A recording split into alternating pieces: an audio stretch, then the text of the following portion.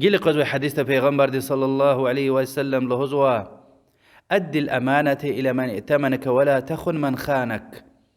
وويغان وأمانة وقته وجواز خيانة والأوردز ونا خيانة واليمير. بعض برلهدا أدا يكز وخير أدا يكز وخير حق لهوز غاز الشيخ چنخسوا اختيار ويتوش حرام يها. إسلام دين دا أمانة إمتخي جواب دار والله هجا لقيامة تقول جواب جزوي.